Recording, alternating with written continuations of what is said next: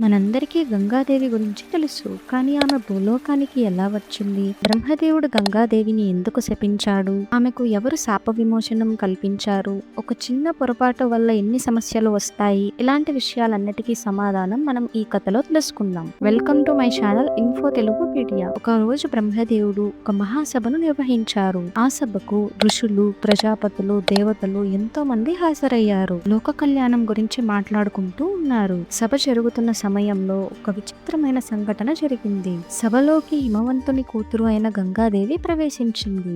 ఆమె ఎంతో అపురూపమైన అందంతో మరియు సౌందర్యంతో మెరిసిపోతూ ఉంది.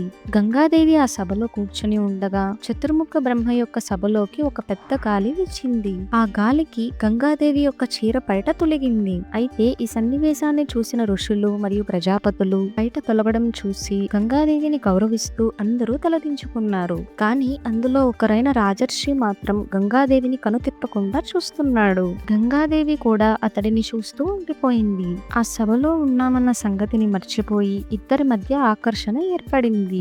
అయితే ప్రతి పనికి ఒక దైవ సంకల్పం ఉంటుంది అని అంటారు. అయితే ఈ విషయాన్ని గమనించిన బ్రహ్మదేవుడు మహాసభలో గంగాదేవి రాజర్షి అలా ప్రవర్తించినందుకు ఆగ్రహంతో వాళ్ళిద్దరిని శపించాడు. రాజర్షిని భూలోకంలో జన్మించమని మరియు గంగాదేవిని కూడా భూలోకంలో జన్మించి రాజర్షికి కొంతకాలం భార్యగా ఉండమని భూలోకంలో జన్మించమని శపించాడు. ఆ తర్వాత గంగాదేవి శరీరం విడిచిపెట్టిన తరువాత తిరిగి స్వర్గానికి వస్తారని శాప విమోచనం చెప్పారు. రాజర్షి ఎవరి కడుపులో జన్మించాలి అని చూస్తుండగా ఇప్పుడు ఆయనకు భరత వర్షంలోని ప్రదీప్ అనే మహారాజుని గమనించారు. ప్రదీప మహారాజు ఒక గొప్ప చక్రవర్తి. అయితే ప్రదీప మహారాజుకు పిల్లలు లేరు. అందుకు రాజర్షి ఆయనను చూసి ఆయనకు కుమారుడుగా జన్మించాలని అనుకున్నారు. ఆయన ప్రయాణించిన తరువాత గంగాదేవి బ్రహ్మలోకం నుంచి భూమిపైకి ప్రయాణం కొనసాగించింది. గంగాదేవి ఎంతో దుఃఖిస్తూ సభలో తన చీర బయట సర్దుకొని ఉంటే బాగుండేదని, కేవలం ఒక చిన్న పొరపాటు వల్ల